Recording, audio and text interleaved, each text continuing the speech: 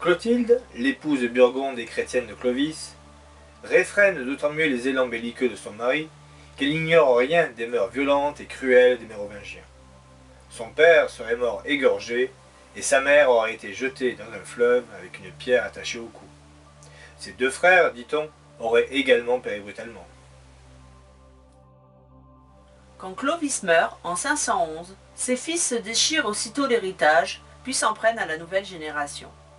Ainsi, Clotaire et Childebert s'en prennent-ils au fils de leur frère Clodomir afin de les écarter de la succession. Les oncles menaçant de tondre leur neveu, un signe d'infamie chez les Francs, leur mère Clotilde se récrie « plutôt mort que tondu » et ne peut qu'assister, impuissante, à l'exécution de ses petits-fils.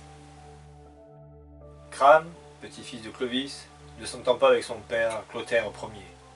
Entre les deux, c'est bientôt la guerre ouverte. Jusqu'à ce que le père s'empare du fils, quelque part en Bretagne, il n'y aura pas de réconciliation familiale.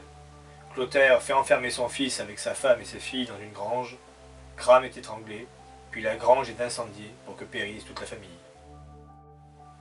Le vase de Soissons est l'un des nombreux objets du butin saisis par les guerriers de Clovis après la bataille.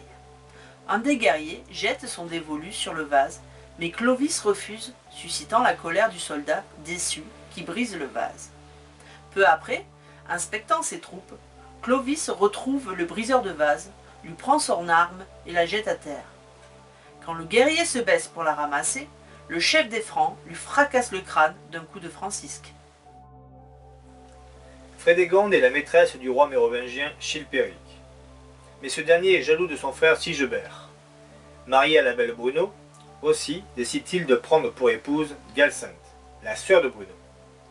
Frédégonde en conçoit un dépit si vif qu'elle fait étrangler la jeune femme et peut dès lors épouser Chilpéric. Ce crime suscite la fureur de Bruno, et la haine entre les deux femmes, comme le souci qu'elles auront de protéger les intérêts de leurs héritiers, sera une des causes du long conflit qui opposera les royaumes de Neustrie et d'Austrasie. Chilpéric Ier, roi de Neustrie, est avide de conquêtes. Il envoie ses fils Clovis et Théodebert s'emparer de Tours et de Poitiers, mais son frère Sigebert contre-attaque et envahit de vastes territoires appartenant à Chilpéric. La lutte fratricide tourne à son avantage quand en 775, Sigebert tombe sous les coups de poignard des sicaires empoisonnés envoyés par sa belle-sœur Frédégonde. Grégoire de Tours l'avoue. J'éprouve du dégoût à raconter la série des guerres civiles qui ont ruiné les nations des Francs. Mérové est le fils de Chilpéric. Il épouse Bruno, la belle-sœur de son père, remplaçant ainsi son oncle Sigebert, assassiné sur les ordres de sa belle-mère. L'ambiance est tendue dans cette puissante famille mérovingienne. Rien de surprenant donc si en 577, Mérové est à son tour assassiné par l'un de ses proches, sans doute sur ordre de son père Chilpéric. Voilà Bruno veuve pour la seconde fois. Chilpéric, avec sa femme Frédégonde, s'est débarrassé de ses rivaux avec tant de violence qu'il vit dans la hantise d'être à son tour assassiné. L'inévitable advient en 584. De retour d'une partie de chasse, le roi franc meurt poignardé par un certain Falco, dont on ne sait s'il agissait pour le compte de Bruno, laquelle avait bien des raisons d'en vouloir à son beau-frère. Childebert II, fils de Sigebert et de Bruno, règne à son tour sur l'Austrasie et poursuit la lutte contre son rival de Neustrie. Un règne vite écourté, car en 595, à 25 ans, Childebert meurt avec son épouse Fayeub après avoir bu une coupe empoisonnée. Qui a mis le poison dans la coupe?